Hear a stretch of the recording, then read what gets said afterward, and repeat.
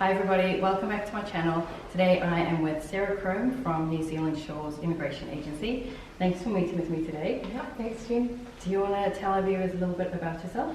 Yeah, so I'm Sarah Crome, as Jen said, and I have been working as an immigration consultant for about 12 years.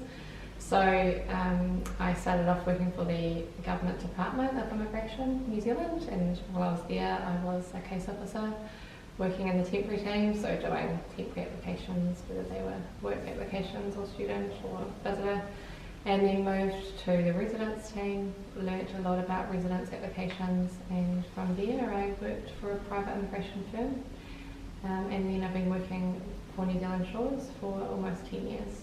So that's my immigration experience, and in a nutshell really. Okay, today we are going to just chat about a few questions that may be frequently asked questions or things that potential immigrants might want to know about using an agency, and I guess using New Zealand Shores is specific. Okay. But we'll start off just generally. Why would somebody use an agency? What value does it bring? There's a couple of reasons why they choose a consultancy. Some people just, whatever service they're looking at, they'll prefer to pay a professional. So I suppose you've got those people that are too busy in their life and they decide that they want some help with whatever service or product they're buying. When it comes to migrating, it's a massive undertaking. I haven't personally done it myself, but I've taken my hat off to all my clients who do it because we did it twice. It's huge, and I admire them wholeheartedly for what they're undertaking. A lot of people are migrating. Some are migrating by themselves, some are taking a family with them, and when you're taking kids out of school and you're selling your house, you're saying goodbye to family and friends, you sort of want to know that getting your visas in hand is something that's going to be taken care of, and you don't get mistakes that might cause your visas to be declined or not turn up at all, or the delay might mean that your shipment arrives in your country, or New Zealand for example, and it's sitting there on the port but you're still back in America or South Africa and haven't got your visas yet. It's a bit like a puzzle. There's so many pieces to it, there's so much that can go wrong, and a lot of people like that side of things to be taken care of, because if you don't have your visas then actually nothing else, no other piece of the puzzle is going to fit and you can't complete that puzzle. So yeah, that makes sense to have somebody who's experienced and does it all the time, because we did our own visa application or our residency application, but that was alongside, you know, Grant's full-time job and all the things that we had going on in our life, and it was the first time we'd ever done it, whereas an agency is doing it all the time. You already have contacts and you just can grease the wheels really. Yeah, some people, they love policy, they love law, they love looking into things and nutting it out and do it themselves. Other people, and it might work perfectly well to do it themselves and get it right. Stressful. Yeah. Other people just are too busy and they don't like administration in their life. I'm one of them actually.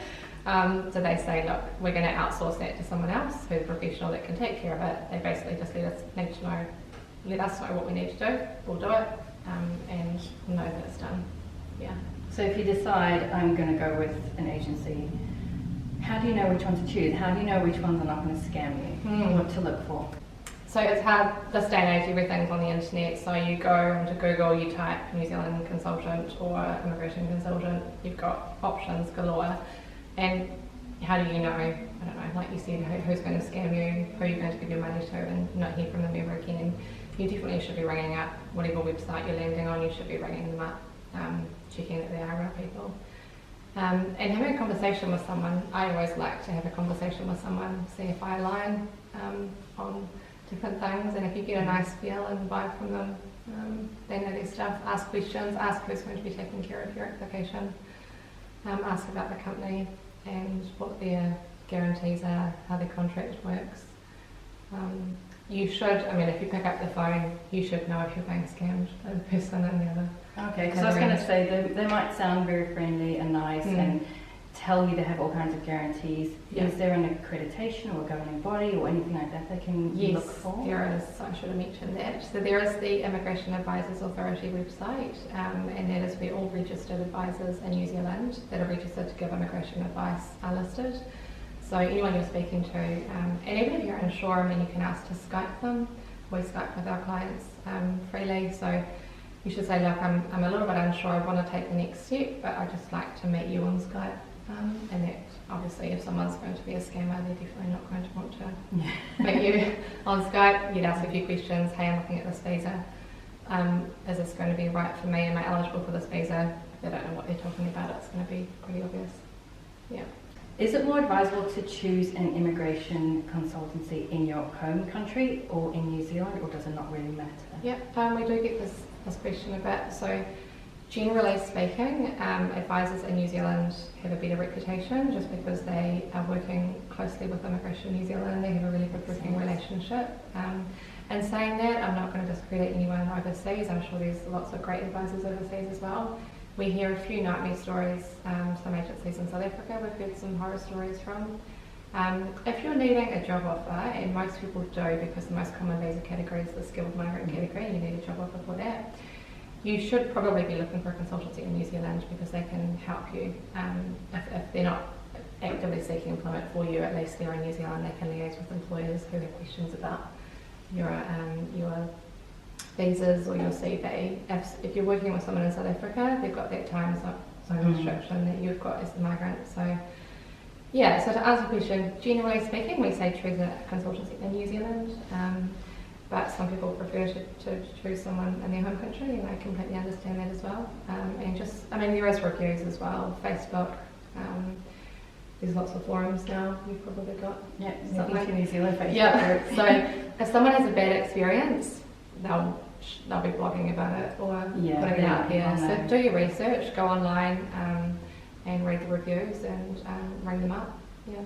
And does it add value to potential employers to know that somebody's working with an immigration consultancy?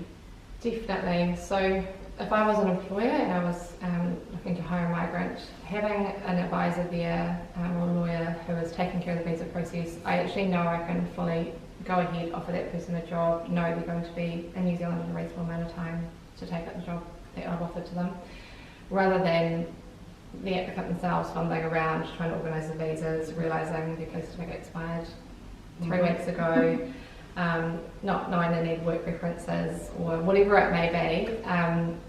It would give me peace of mind personally if I knew that was being handled by a professional. It shows a level of commitment as well, that they're not just feeling it out, that they are actually in the process of. With the internet, I mean, some employers get applications from thousands of people wanting to come and move to New Zealand, and it's hard for them to decipher, is this person actually coming to New Zealand, or are they sitting on their computer on the other side of the world just firing off some applications, seeing what the feedback is. So if you've got an advisor, it does show the employer that you're committed to the process, you're actually financially committed, you paid someone some money to look after the application, and then it's going to go smoothly and you will actually arrive in New Zealand to start work. So when an employer offers someone a job, it stops the recruitment process, so it's quite a big deal in that sense. So. Makes sense. Yeah. And as a consultancy or as an agency, you don't actually help with the job hunt, do you? That's a separate area? Yeah, so with New Zealand Shores, we have job search assistants. So with our skilled migrant service, that's the most common way to get residents in New Zealand, is the skilled migrant service. Because most people need a job, we want to help them. So we don't have the ability and resources, and we're not recruitment agents, we're not physically actively out there searching for a job for them. But we have job search assistance tools, so we will completely revamp their CV, put it into a New Zealand style. Yeah, well, when people come to us with a 10-page CV, and we're like, no, that's not what employers are, honestly, when people are going through CVs and there's a stack of 100 there, the first page should tell the employer everything they need to know. And you should have a concise summary of your work experience at the bottom of that first page as well. So yeah, new CV, cover letter templates, that's just allows the applicant to detail and specifically write down the name of the employer that each of the cover letter send it off with their CV. And there is other job search support. We've got a big package that we put in place and send off to our clients. And then from that point on, we're just there for support. So if they apply for a job, if they don't know if they should be applying for a job, if it's skilled or not. So with the skilled migrant category, there's only some jobs that are skilled. So if they don't know if a job's skilled, we encourage them to send it through to us. We check the job, it's going to meet the requirements for the skilled migrant category, and say yes, that's going to be fine, go ahead and apply, or no, that's not going to be, it's only a 12-month fixed term contract and it's not a legal requirement for that job, or it's only 28 hours a week, that's not going to meet the requirements. Know that employers on the banned list of not able to hire migrants. So we'll check all of that out, they apply for the job. If they're successful, or if the employer's got questions, we intervene at that point and take over the process. So we'll let the employer know what they need in terms of documentation to be submitted with the visa applications. That is hugely valuable, especially when your job and your visa are linked together. Well, if you've got an employer who wants to hire this migrant, they're fabulous, but they've also got this local candidate who's mediocre and doesn't know what to do with the immigration process. That might be the final cut-off point for that person getting a job. But if that migrant had someone, an advisor ring up the employer, say, hi, my name's Sarah, like I'm here to take care of all the documents that you're going to need to submit for Jen's visa application. I can help you with the letter you need to write, and we can just assist you. Jen will be able to start work in about 4 weeks, and we guarantee that. Then it's the difference for some people to get a job. Yeah, that's awesome. Yeah.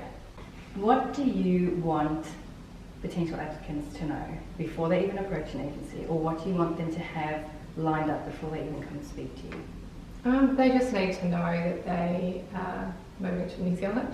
Okay, so that's enough. They don't just need to have need to be documents committed. ready or anything when they come No, speak to you. that's the reason they're signing up with us, for us to take care of that. If they've 100% talked amongst themselves, their family, they've mulled over it for some people mull over this for 5 years before they ring us up. But if they know and they're committed to moving to New Zealand, then at that point we can help them. Some people are indecisive, and I understand that. It's people ring us up for advice, so that we want to move to New Zealand in 5 years' time. What should we be doing now to prepare? Right. It can be hard to advise in that instant because policy changes all the time. Yeah. There's lots of policy changes happening at the moment. The cycle that's taking place with the labour market, the economy, there's so many different factors involved when it comes to immigration New Zealand policy. So it's good to know what the current policy is now, and it may still be the same in the future. But if you wanted to move to New Zealand, it's good to get some general advice, but it's not really until you wholeheartedly commit that things will start. Yeah. And some do's and don'ts. What do you wish people would stop doing, and what do you wish they would do? I don't. I'd probably do all the same things if it was me, and I was. That's what I need to know from a professional. Yeah. The do's and don'ts.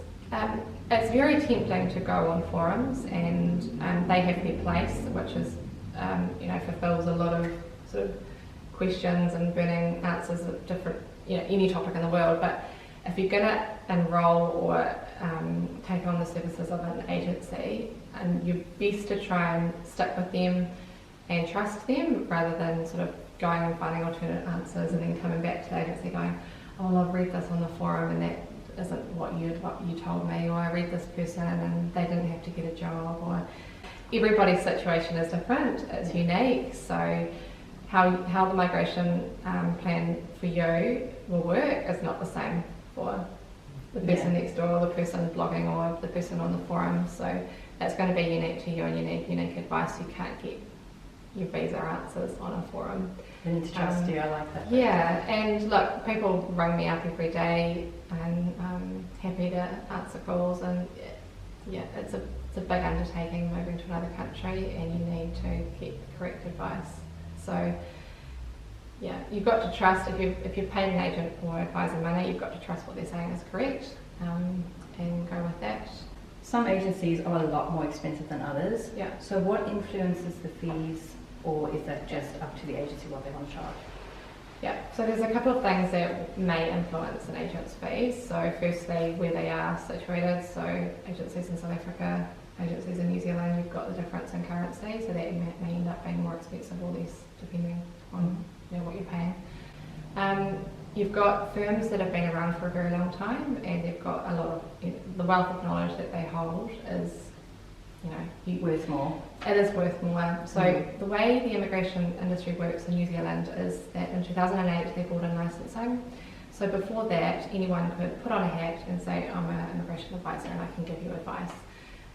So in 2008, when they brought the licensing in, it means they regulated the industry. And now people, if they want to become an advisor, they go and they do a course. It's now a diploma. And when they finish the course, they can start giving immigration advice. But as it is with most industries, until you've actually practiced and you've got that knowledge bank, what you can offer someone is very limited, especially in the immigration law field. Most of your experience is coming from actually processing applications and knowing what to look out for. When you're dealing with immigration law and policy, that's one thing, but having that experience dealing with branches, how they work. And different employers, like you mentioned earlier, when there's That's jobs involved and employers involved, that comes with experience. That's right. So you'll find that a lot of people are graduating from this immigration course and going out on their own and trying to set up their own business, and they may have been in the industry for 1 year, they found it tough, they've got no clients, they've left.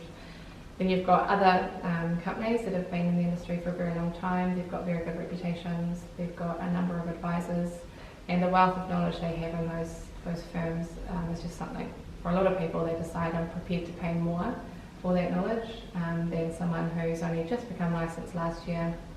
You can tell by looking at their license number when someone was licensed. So that's not even something you need to ask them how long have you been no, licensed? you can tell. You can tell on the Immigration New Zealand website. So that's probably going to dictate the fees. Also, I mean, licensed advisors in Auckland, you're paying a lot of money for having a commercial building, and the cost of living is more expensive. So it's probably what entrance fees. Yeah. So you can usually assume that if they're charging more, you're getting more for your money. You should also look at what they're quoting you for. So I know some advisors, they'll say, look, it's going to cost you $3,000, and you think, hey, that's great, it's going to cost me $3,000, and then you realise, oh, there's actually that was $3,000 for the residence application. They didn't tell me that I'm also going to need some temporary visas once I get the job. I need to come out and start work straight away while residence is processing the background. They didn't tell me I needed a whole set of temporary visas for my family, which are also going to cost $3,000. Right. So, as with anything, just read the fine print and find out what you've been quoted for. And when you're comparing quotes, make sure you're comparing the same service. So, we're upfront with what we charge and what that includes, and everything is written down in the contract, so there's no nasty surprises. And make sure you're getting a quote for the fee for the consultancy for their work, and also the fees for Immigration New Zealand, because there's separate fees you have to pay. Okay, so that's not included in most what cases, the agency will charge? No. Okay. And some people get some nasty surprises when they come to lodge have to pay for a visa as well. Yeah. The skilled migrant residence application alone is $3,000 that is paid to the New Zealand government. So you've got the EOI, which is the online expression of interest, which is $530, and then the application fee for the family is $2,470. And some people, whether they've just sort of skipped over it in the contract or the advisor hasn't clearly said to them, you've got these fees coming up, it can be quite nasty. Bit of a shock. Yeah. So you mentioned going onto a website and looking when they were licensed. Can you explain that a little bit more, what to look for and where? Yep, so if you want to have an advisor that's got a lot of experience, you can tell by their advisor number what year they became licensed. So licensing was introduced at the end of 2008, so the very first advisors that had been in the industry for 10 or 20 years, they would put their applications in first. So the very first year that you could become licensed was 2008. So anyone with their license starts off 2008, they're the very first people to be licensed. Okay, and where do you read these numbers? On the Immigration Advisors website. So if you look up the Immigration Advisors website, which is iaa.govt.nz, you can go to Search Advisor, type in, if you already know their name or you might know their business name, type that in, it will bring up the year that they first became licensed. Oh, so if someone's got a license number that starts with 2015, then they've only just become licensed 2 years ago. Okay, that's good to know. This may be another hour-long video, but can you just hit the highlights of the different pathways, which different visa options are available? Okay, so an overview of the different visa categories for New Zealand. So you've got, firstly, you can split them up into residence applications. Which is what we did. Yeah. And temporary applications. So if we can start off with temporary, that's for those who are just wanting to come to New Zealand for a short period of time, whether that's anywhere from a couple of days to a couple of years. So you've got visitor visas. Some countries are a visa waiver country, which means they can hop on a plane and come to New Zealand without applying for a visa. Which South Africa used to be and is no longer. No, yes. So South Africans now have to apply for a visitor visa, goes through the process with Pretoria branch, and once that visa is approved, they can come out and visit. So you've got visitor visas, and you've got visitor visas for parents specifically as well. Parents can get a special type of visitor visa. It's called a parent or grandparent visa. Allows them to stay in New Zealand for 18 months over a 3-year period. So visitor visas, you've got work visas. So obviously that's for someone coming to work if they've got a job offer. Unfortunately, there's no such thing as just an open work visa that someone can apply for because they'd love to come and work in New Zealand. So they have to have the job offer before the visa is issued? For most countries. There's some countries that have what's called a working holiday scheme, and that allows young applicants who New Zealand has a reciprocal agreement with for those nationals to come to New Zealand and work in holiday for 12 or 24 months. Countries, that's South Africa, UK, America, Canada, countries in Europe as well for working holiday scheme. And there's a limited amount of time during that visa period that you are allowed to work, or can you work the whole time you're here? They're different for different countries. Okay. So yeah, the UK you can only work for a maximum of 12 months on that 24-month visa. Different stipulations for different countries. So apart from the working holiday visa, you have to have a job offer to apply for a work visa. The work visa is granted anywhere from 1 to 5 years, and that's up to Immigration New Zealand how long they'll give you. And is that dependent on the industry you'll be working in? For the duration of visa?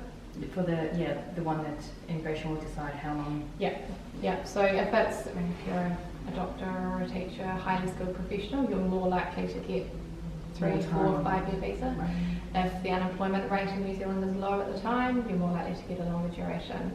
If the job is what immigration deem low skilled, then you're more likely to just get a 1 year visa or maybe 2. And you've got to meet the requirements of the skill level for that occupation. So you can't just say I'm a truck driver, you have to prove your qualification and experience in that. That's right, yeah. So for most of the occupations you either need to prove you're qualified in terms of qualification, or you've got sufficient amount of work experience. So the work experience does count? Definitely. Okay. You don't need, there's this belief out there that you need to have a qualification to move to New Zealand. You don't have to. You can substitute work experience for the required qualification. But that's up to immigration to decide what in policy, yeah. As long as it's relevant and it's skilled, then you can use that work experience instead of the qualification. Okay. So that's a work visa. So duration is up to Immigration New Zealand, and also at times where there is high unemployment, the employer will have to prove that they've tried to hire a New Zealander for the position. If they haven't been able to hire them, then the application, the work visa can be approved. There are lists out there circulating, the long-term skill shortage list, the immediate skill shortage list, and these confuse most people that go onto the Immigration New Zealand website. So what those lists mean, if your occupation is listed on the long-term skill shortage list and you meet the requirements word for word, and that's really important, I want to say that again, you have to meet the requirements word for word on the long-term skill shortage list. Okay. Otherwise it's not relevant. So you could be a carpenter, carpenters are on the long-term skill shortage list, but it specifically states you need to have a equivalent New Zealand level 4 trade qualification in carpentry. Okay. If you don't have that, you're not on the long-term skill shortage No matter list. how many years you've been working as a carpenter. Yeah, so you must meet the requirements. So the long-term skill shortage list and immediate skill shortage list are there to help facilitate work visas for employers, but in reality, not many people make the list of requirements, but that doesn't mean they can't get a visa. So if there's a carpenter, he doesn't meet or she doesn't meet the requirements on the skill shortage list, they can still get a visa as long as the employer can prove they've tried to hire a New Zealander and this was the most suitable applicant. So that's work visas. You've then got visas for family. So if you're in a relationship with a New Zealand citizen or resident, you can apply for a visa based on that, and you get an open visa, which means you can work for anyone, do anything. Going back to the other work visas based on job offer, which are called essential skills work visas, they are specific. So when you get your visa, it will state Jen must work as a nurse in Taranaki. You can't work wherever you want to work. Okay, because that's where the shortage is. That's right, that's where the visa was granted for. So if you then want to move up to Auckland, you need a completely new visa. Wow, okay. They have changed it. There used to be a variation of conditions available for anyone that was wanting to just change employers in the same region, but now unless your occupation is on the long-term skill shortage list, you can't do that. You need a new visa. So good to know. Not a problem. I mean, people get to New Zealand, they might settle in one part of the country, decide that they prefer to be in another part of the country. So if that's someone. Yeah. So you don't have to leave the country. You can apply and change your visa from within New Zealand, which is that's good to know. And then moving on, so that's visitor visa. Student visas, it's another temporary visa. If you want to come and study in New Zealand as an international student, you can enrol into an institute, a university or college and study, and that can lead to residence. If you study an occupation that is at least a postgraduate or a qualification that's on the long-term skill shortage list, you then qualify for an open work visa once you've studied. So it does help facilitate the job offer that's required for a residence application if you wish to do that. So that's sort of temporary visas in a nutshell. And then you've got residence. So the most popular resident visa is the skilled migrant visa, and it's a points-based threshold of 160 points that you need to meet. They've raised the bar. It used to be 100, so New Zealand is becoming a popular country, and because of that, they're just trying to adjust the numbers really. So for most people, because the bar has been raised to 160 points, they do need a qualification in order to claim enough points. So points are made up of things like age, qualification, work experience, partner's qualification or partner's job. They're the main things. And most people need a job offer as well to get the 160 points. We did. Yeah. We didn't have the qualifications, so the job offer was the make or break. We had to have the job offer to get residency. Yeah. And for the skilled migrant, because you need a job offer, most people need a work visa as well, because the skilled migrant application at the moment is taking about 4 months to process, and that's a long time for an employer to wait. Yeah. So you need to be prepared for the fact that as soon as you get a job, you need to be making all the reasonable steps required to get to New Zealand and start work with an employer, secure the job, and residence will just process away in the background. So you've got skilled migrant visa, and then you've got the business visas. So that's the entrepreneur visa if you want to undertake business in New Zealand. It's a very complex and tough and expensive visa to meet the requirements for. Immigration New Zealand are looking for businesses with significant benefit to the country. So again, they've raised the bar with that one as well. People used to be able to buy a franchise, set up a small business, invest a small amount of capital, and it used to meet the requirements. That's no longer the case. They're looking for businesses that have export potential, employing multiple New Zealanders, investing, $500,000. That's what Immigration New Zealand are looking for when it comes to an entrepreneur visa. And it is tough. You have to run the business in New Zealand for 2 years before you can apply for residence, unless you're able to fast track it, which means investing $500,000 and creating 3 new jobs. So it's a tough road to go down. And then you've got the investor visas. That's investing either $3 million into New Zealand or $10 million into New Zealand. So that's the business categories. And you've got the family residence as well. So the investor route is the one you'd take if you wanted to, say, retire to New Zealand. I get asked that sometimes. I want to retire to New Zealand, how can I do that? Which obviously I'm not qualified to give this kind of advice. James. Okay. So if you want to retire, investing $3 million is fine for the investor 2 category, but you have to be 65 or under for that category. So if you're over 65 and you want to retire in New Zealand, the option is that you're very wealthy and you can invest $10 million, which not many people can. The other option is you can apply for what's called a temporary retirement visa. So that allows you to live in New Zealand for 2 years, but you need to leave after that 2 years or apply for the visa again, and they can continue to renew that however many times they wish to, as long as they meet the requirements each time. Where there is a risk of things changing and then not getting a renewal. Yeah, if the policy changes, it means once that visa's expired, they can't apply again for that if that policy doesn't exist anymore. Okay. Yeah. What happens if you come over on a work visa, which was dependent on you getting a job offer, and you work there for a while and you no longer want to work at that job? Yeah, so if your situation changes, then you need to basically rectify it as soon as possible. So if you're in New Zealand working, you don't like the job or you want to move to a different part of the country, you'd need to secure a different job offer before being able to apply for another visa. If in this situation, very, very, very rarely happens, let's say the person loses their job, they would have to inform Immigration New Zealand, look, I no longer hold the job that I came out here with and applied for my visa on.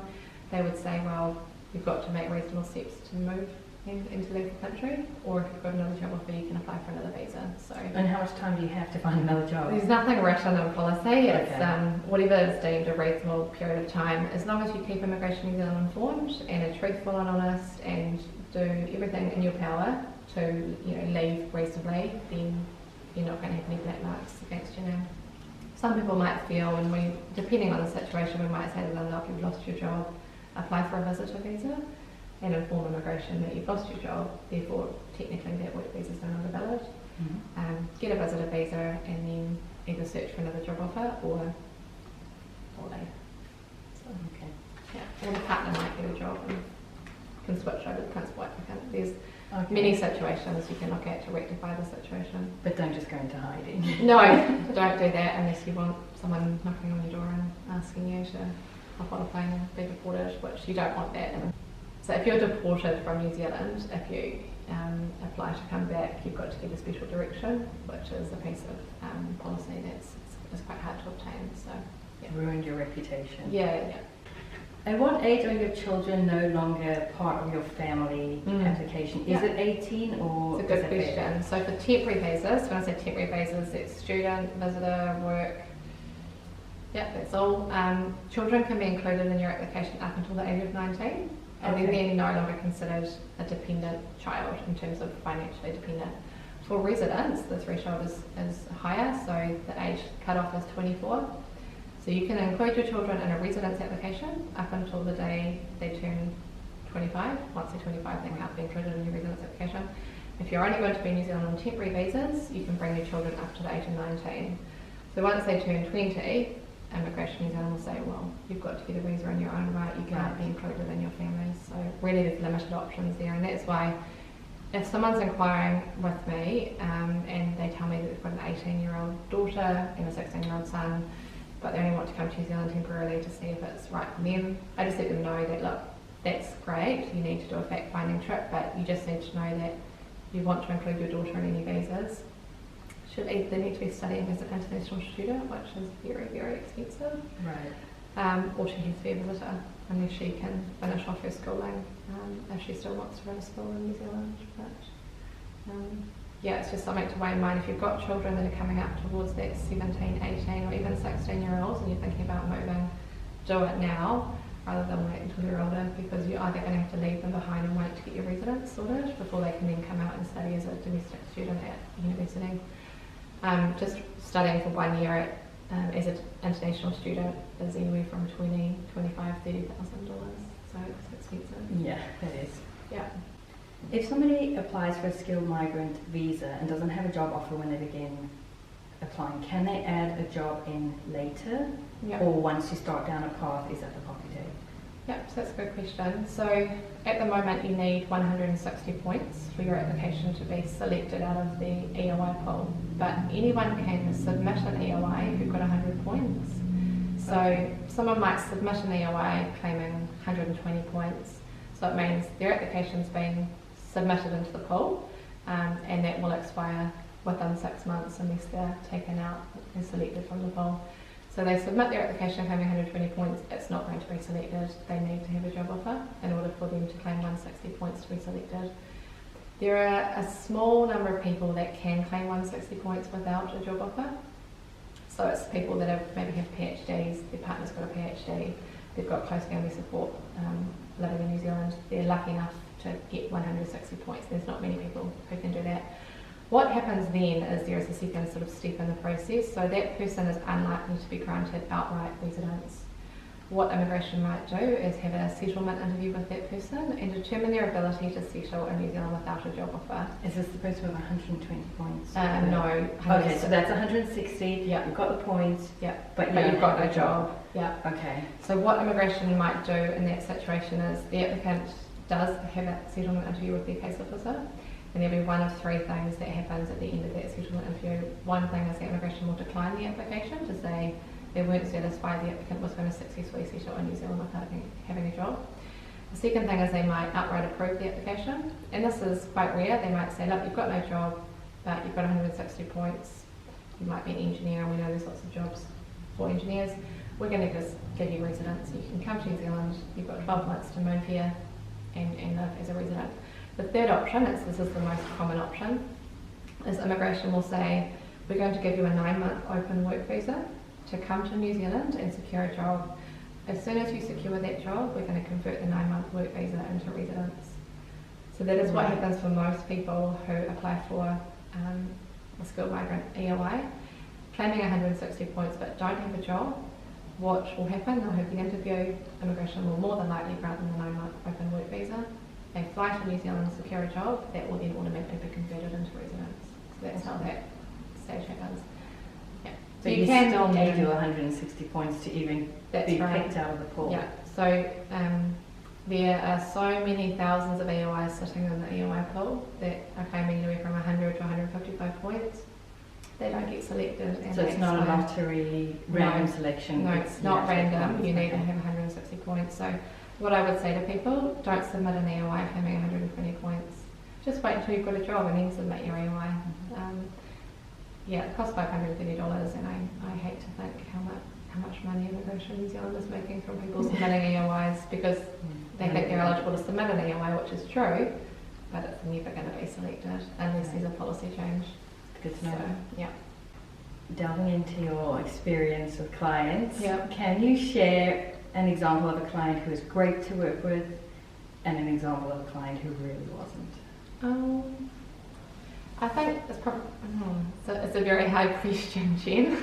People that are great to work with, just people that are open-minded and positive. Like, to get through and migrate, you need to be positive. You need to,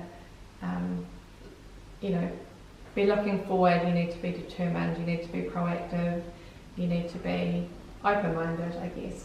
Mm-hmm. If you have someone who is very negative or not flexible, because the process is, like I said before, it's like a puzzle. And it changes all the time. Yeah. I mean, every day there's ups and downs, and a lot of our role is actually counselling our clients and saying, hey, it's okay, you're doing a fantastic job. Look, the visa applications have been submitted, you just need to, wait the next 3 weeks and you get your visas. But yeah, if you can be flexible and calm, then the process will be awesome and you'll actually enjoy it. But if you're someone who is quite uptight, perfectionist, come from a country where things are done, when people arrive in New Zealand, they're like, oh wow, it's so laid back. She'll be right, mate, type attitude. People from other countries around the world, you get someone from Germany, things are very efficient and structured. And, yes, and unfortunately, immigration process is not like that because in many cases there's just factors that are at play. They need to all align. It's only once you secure a job that we can look to visa applications, and it's up to Immigration New Zealand as to how long they take. So obviously we do everything we can to make it happen as fast as possible and as easy as possible and as stress-free as possible. Mm-hmm. But to be honest with you, it's the applicant themselves that will determine that, and it's their personality as well. So they need to chill out, go with the flow, and be positive. Yeah, I think be positive, be proactive, determined, and positive. I think that goes for anyone whether they use an agency or not. Totally. So it probably goes for all facets of life actually, not just migrating, but migrating is very stressful. It's very stressful. So just go easy on yourself and yeah. That's worth it. Yeah. So we already over here, we have permanent residency, we're not making visa applications. But if we were, I would want to come to you. And one of the reasons was your money back guarantee at New Zealand Shores. Can you explain that a little bit? What exactly are you guaranteeing? Yeah. How? So what we guarantee is that if you use New Zealand Shores, we process your visa applications, we submit them to Immigration New Zealand. If those visas are declined, then we will refund you the fee that you pay us back to you. So it's just trying to alleviate the risk involved and let you know that we're confident that the visas will be approved. If you know what you're doing, you've got a lot of experience, submitting these applications should be black and white.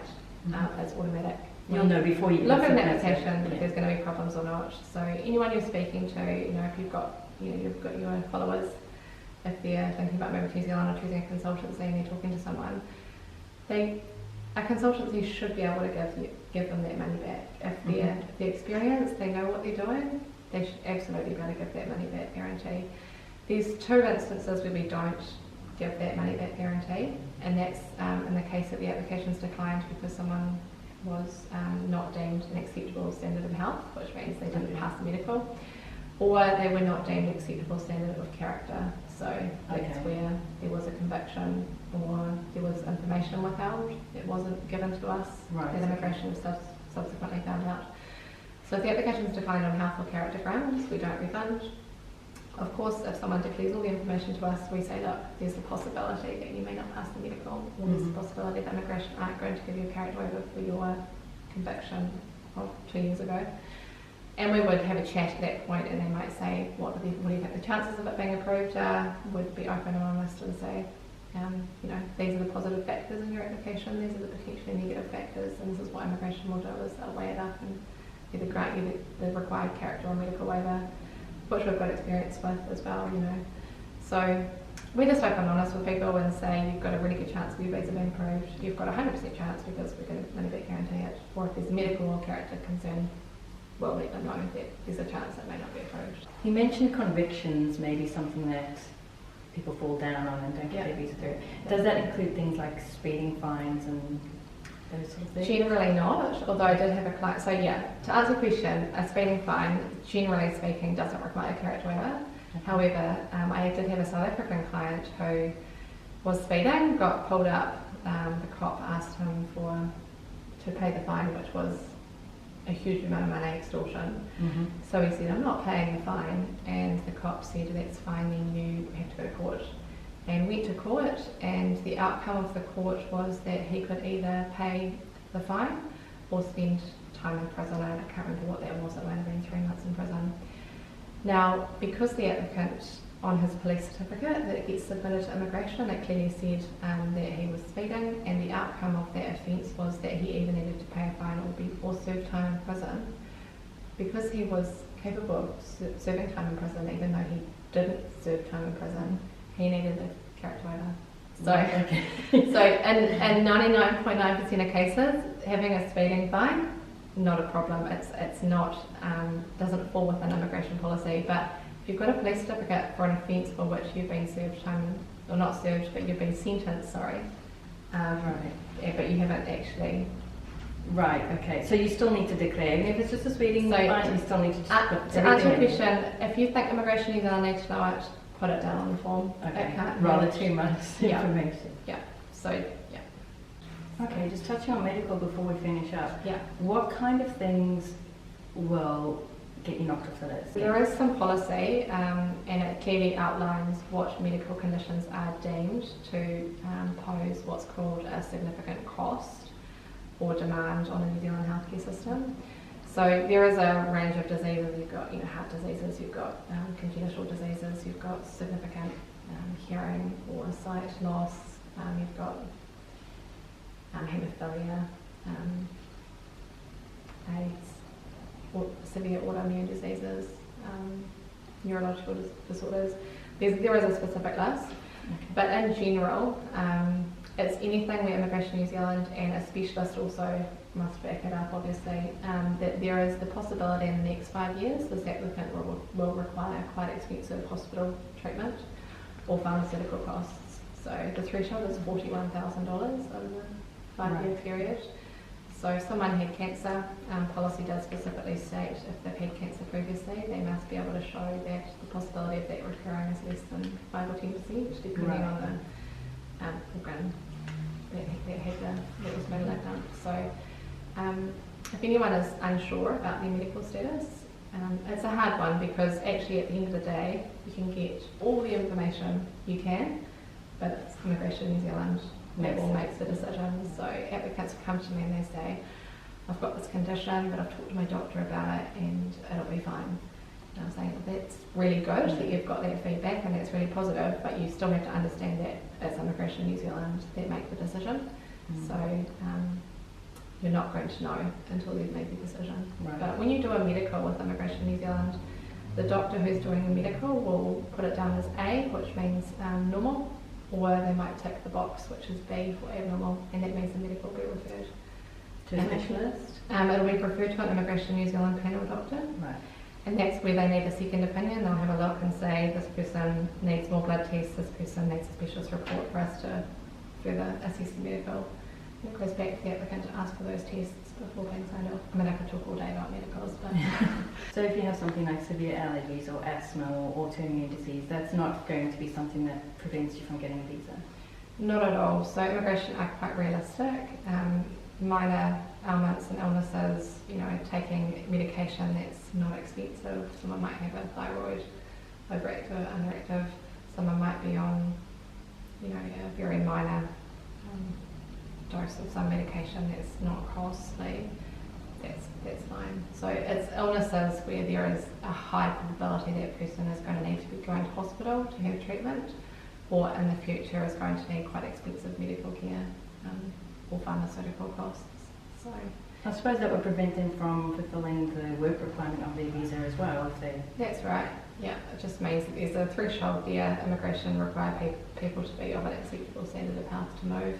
So if somebody's interested in using New Zealand shores, Yeah. what are the steps that they would take, and at which point are they outlaying money? Okay, yeah, good question. So if someone rang us up on the phone or emailed and said I want to move to New Zealand, the first step that we would take is to determine the eligibility, which is really important. So we don't take on anyone who we can't help. That's just not what we do. So if someone was to inquire, we would do what's called an eligibility assessment for them. So that's where we look at their CV and the information that they've given us, their age, if they've got a job offer, different factors, and we'd write up an eligibility assessment, and that would let them know what visas they're eligible for, what our service that we can offer them is, and what our fee would be. And that's where we also give them the client contract that they can read through, read about the guarantee, have a clear understanding of our services. If they wanted to go ahead, then that's the point that they would formally engage us and sign a contract. So there's no fee for No, that no. assessment, Yeah, and they so- can do that Yeah. through email, phone, Yeah. website? Or Skype. Skype. So normally if someone rang up, I would say, hey, after having a conversation with them, I'd say, you sound eligible, but I would like to confirm that in writing for you and write a proposal so that you know and you can take it away and mull over it. So even if I have a phone call with someone, I would still direct them more likely to either email me some information I needed or go onto our website, which is quick and easy to fill out a short questionnaire that we've got on there. Okay. And they can upload their CV on there, and we take that information. If we need any more information, we'll request that from them, but we can do the eligibility assessment. So that's the first step, do the eligibility assessment. We'll get the eligibility assessment back to you. After that, it's a massive step. It's a lot of money.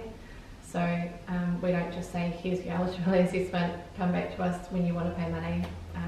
We don't work like that. So once someone's got their eligibility assessment, more often than not, they've got 100 questions that we have to go through. Hopefully we've answered some of them today. And fair enough, because again, it's a massive thing to go through, and the applicant needs to know they've understood it. So people can interpret things so many different ways. I can read a piece of paper, you can read a piece of paper, and we've interpreted it differently. Yeah. So before anyone signs a contract with us, we do actually want to have a conversation with them to make sure they've understood it. And you're all on the same page and you know what you're doing. Exactly.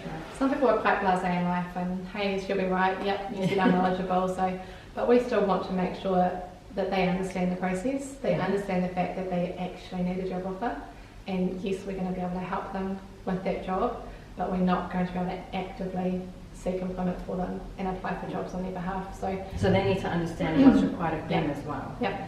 So as part of being a licensed advisor, we have obligations as advisors to be ethical and honest, to make sure our clients understand to the best of their and our ability what they're getting into. So there's a code of conduct that we must adhere to, and we explain that to them when they contact us.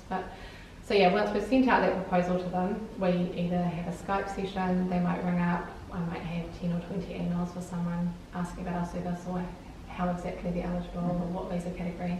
More questions, can I ship my pet as well? Do you pay for that? Yeah. Can my mum come in 5 years' time because she will want to be with us? So yeah, once we've got through all of that, and the applicant may say, hey, that's great, I want to use you guys, I'm not quite ready yet, I need to sell the house, or I've got a few things I need to tie up. Now Honest is finishing school in September, so they may come back to us in 3 or 4 months' time and say we're ready now to start the process. Right. We're not pushy salespeople. It's really important that you're not sold a service when it comes to migrating. It's something that you have to be the one making the decision for. And you know when you speak to the right person if they can help you and you feel comfortable with it. So we just give people the information, take it away, and if they want to or when they're ready, they can get back in contact with us. And that's when generally they how will sign a contract and outlay the money. That's right. So they'll sign a contract with us and then they pay a 50% deposit. So the way it works is they'll pay 50% of what we've quoted, and that takes it right through until the visa applications are submitted, and that's when they pay the Immigration New Zealand fees and our residual fee, and then that's money, the money back guaranteed. And then if they don't get the visa, you give them the money back. Yeah, so we give them back our but not obviously not the the visa Immigration New application. Zealand. Yeah. Thank you so much, Sarah, for sharing your time and knowledge with us today. I will link New Zealand Shores in the description box down below, and be sure to mention if you do use them that you came through me and you will be prioritised. Is that right? Absolutely, yeah. Anyone that's been speaking to Jen, we'll definitely take care of and help out and give the best advice too. So. Awesome. Thank you so much. Yeah, no worries. Thanks, Jen.